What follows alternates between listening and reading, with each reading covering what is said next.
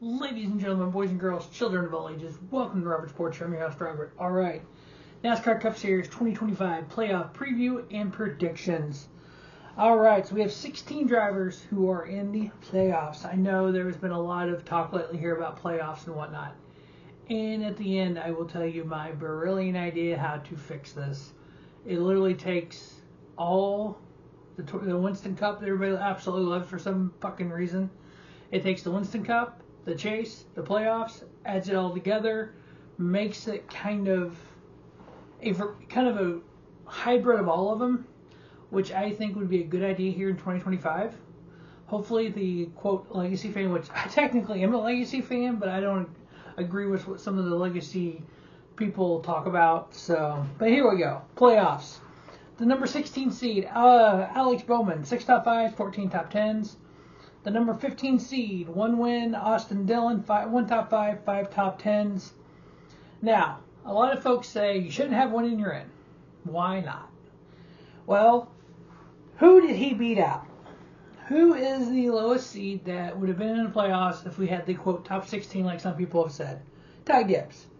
Ty Gibbs is 16th in points overall at the time of this. 4 top 5s, 7 top 10s. So 3 more top 5s for Ty Gibbs, 2 more top 10s. Does that make him more playoff worthy than a 1-win guy? Wins need to mean a lot. Wins mean a lot. So next we have 14th seed Tyler Reddick, 5 top 5s, 9 top 10s. 13th seed Josh Berry, 1 win, 2 top 5s, 5 top 10s. Now a lot of people say, well, he shouldn't be in the playoffs. If we did the top 16, he wouldn't be in there. Wins shouldn't matter, okay? The next guy up is was 14th in points in the regular season. Ryan Preece, 3 top 5s, 10 top 10s. So Ryan Preece has 1 more top 5 than Josh Berry and 5 more top 10s. But Josh has the win. And it wasn't just one of those Superspeedway wins. It just wasn't one of those, by an inch or a rain delay or something like a rain out or something like that. It was a legit win. I think it was Las Vegas, wasn't it?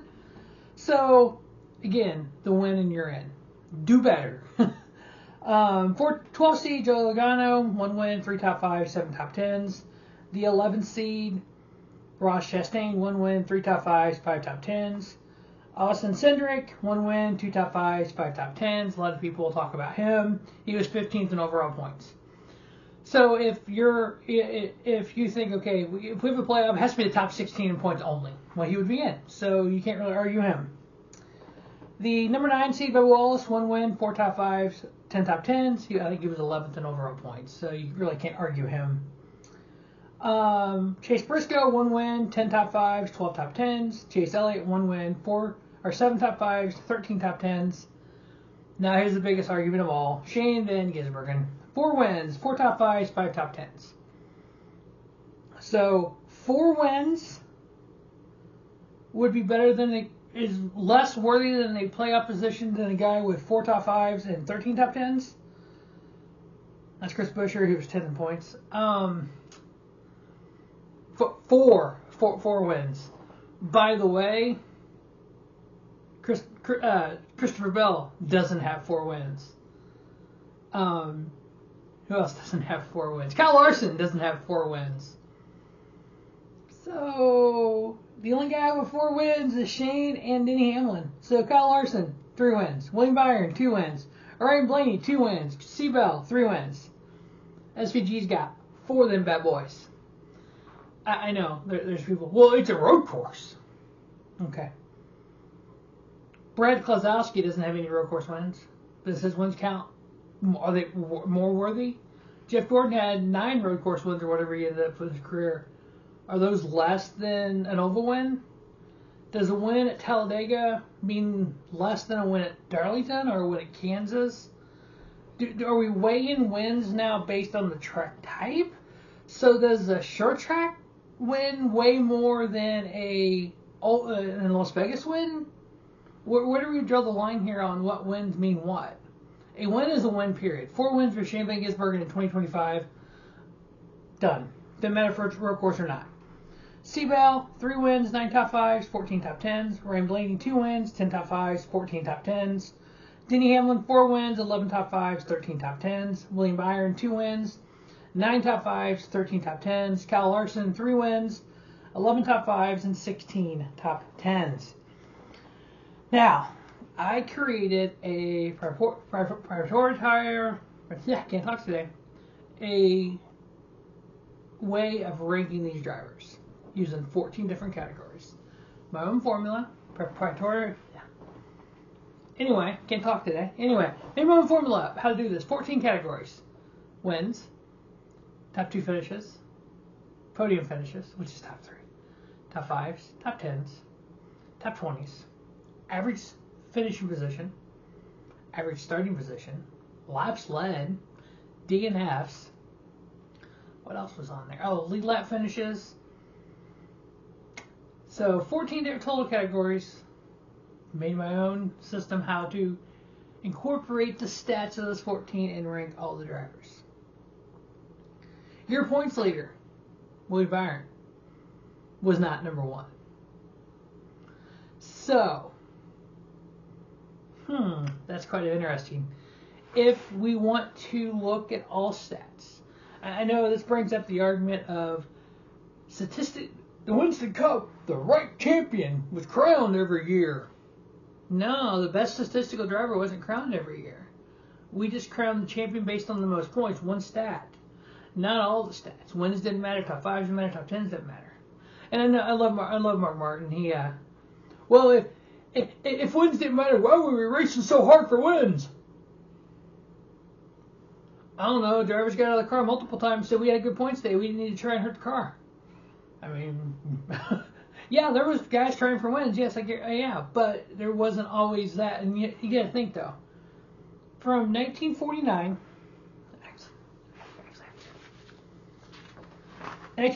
through 1951, there was one point system. 1952 through 1967, there was a different point system. 1968 through 1971, there was a different point system. 1972 through 1974. 1975 through 2010, that was the Winston Cup system. 2010 through 2011, system changed a little bit as well. 2016 had its own little unique quirks. And then the current system we use began in 2017. 8 different point systems in NASCAR history.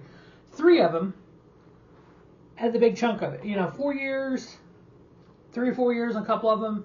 But the 52 through 67, 75 through 2010, and since 2017.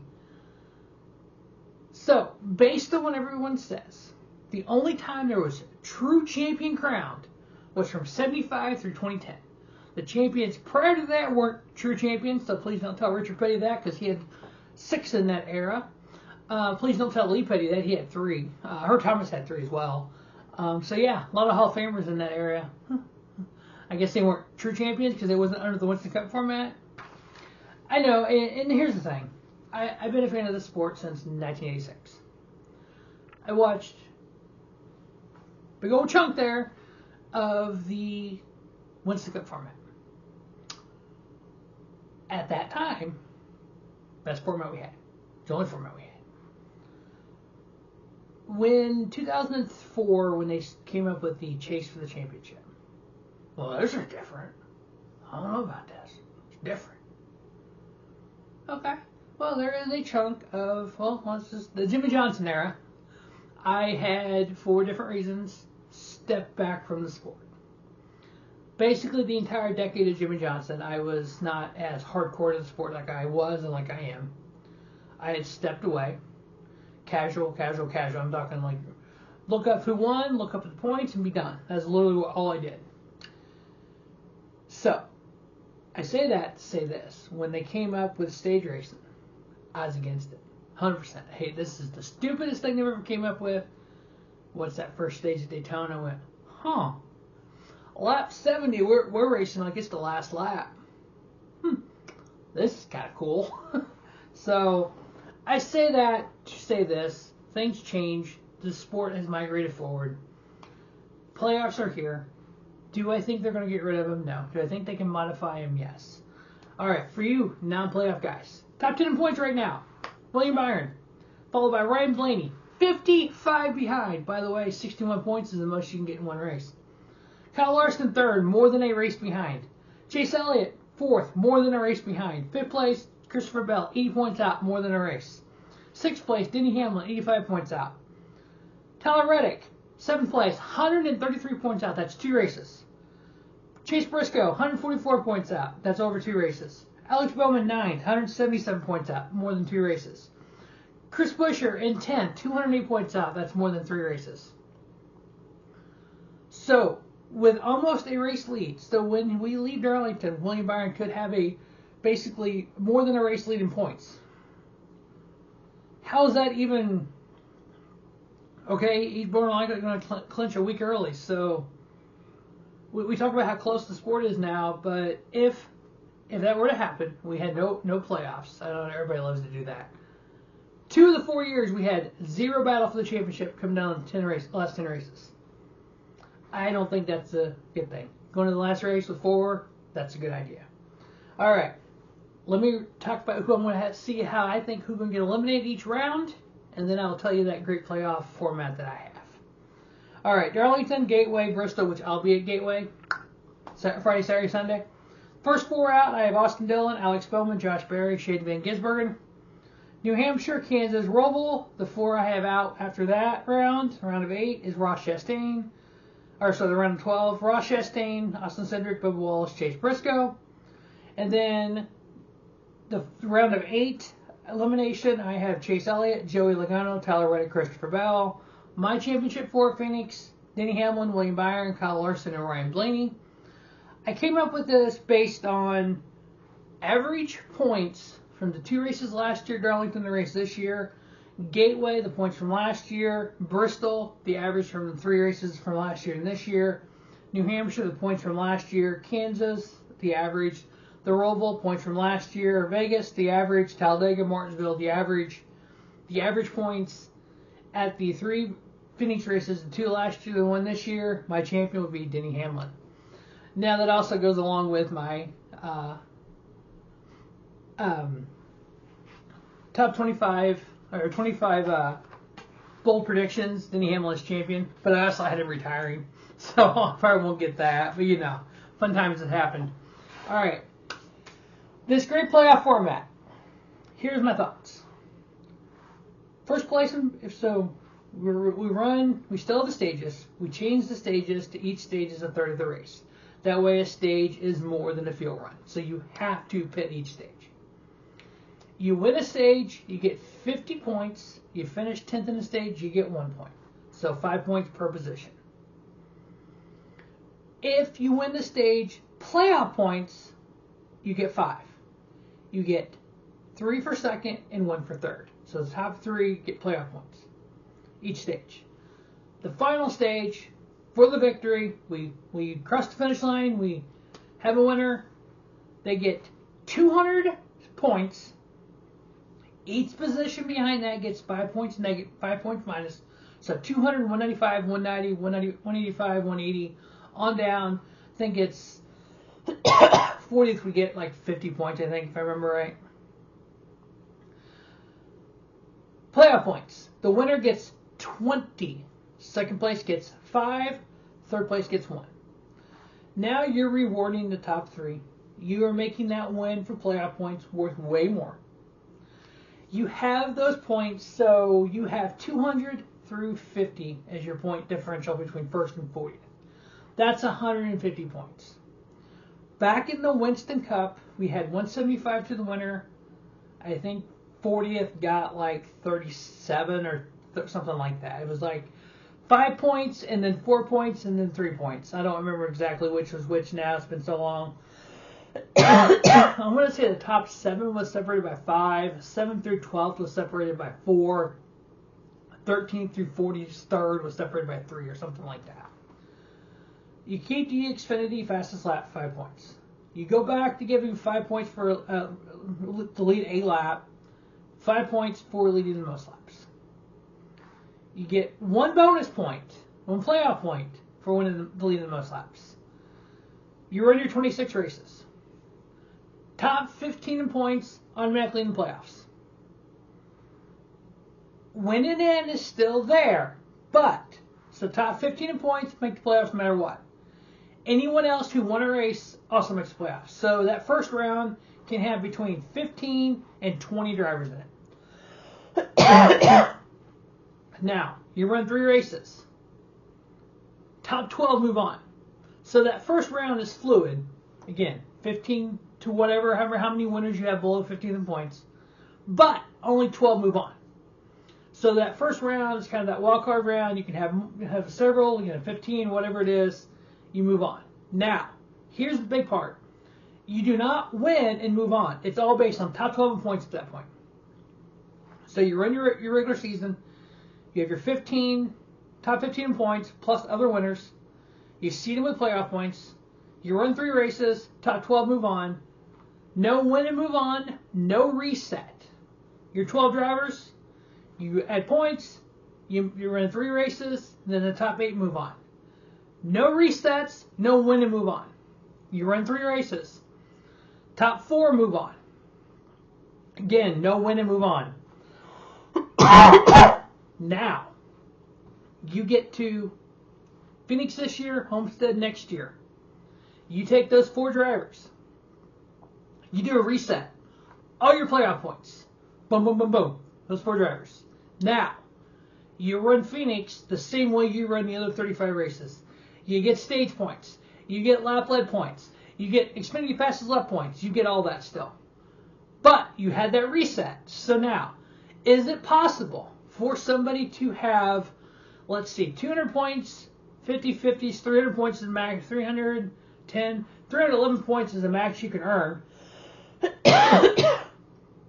Could somebody have, minimum you can earn is 40, so what is that, 250-ish? Could somebody have a points lead and win the championship with a race left in that format? Yes, it could happen if somebody had that dominant of a season. But every single win, every single stage win, those points now help you in that championship finale. So I'll recap it. Winning you're in the regular season. So that first round, top 15 in points, plus any other winners. Top 12 move on, no reset, no win and move on. Top 8 move on, no reset, no win and move on. Top 4, you have your reset with all your playoff points from the rest of the year. You run your finale at the same point pace as you run everything else, so somebody could get stage points and all that stuff. Then you crown your champion. You got the win and end still, which I like and some people do like. You have top 15 in points, which a lot of people have said. Remember, in fact, the King said top 15. That's where I came up with the top 15 part from. You don't have the reset each round like the chase was, but you have eliminations. A lot of people hate the reset each time. Okay, I'll give you that. We won't do the reset. People talk about those wins early in the year and playoff points don't matter when you get to the finale. Now they matter. Every single win, playoff point matter at this point when you get to that finale. So you just got to get there. So you literally have 2 resets. You reset after the 26 race regular season. You reset after the top 4 for the 9 after the 9 playoff races. That is my great format. I would love to hear some comments on that. Would it work? If you are an absolute hater on the playoffs, do you like it? Let me know. As always, thanks for watching the Robert Sports Show. Stay tuned for the Cookout Southern 500 preview. As always, thanks for watching the Robert Sports Show. Don't just have a great day. Have a spiffy day. Robert Sports Show, your YouTube leader in sports channel content.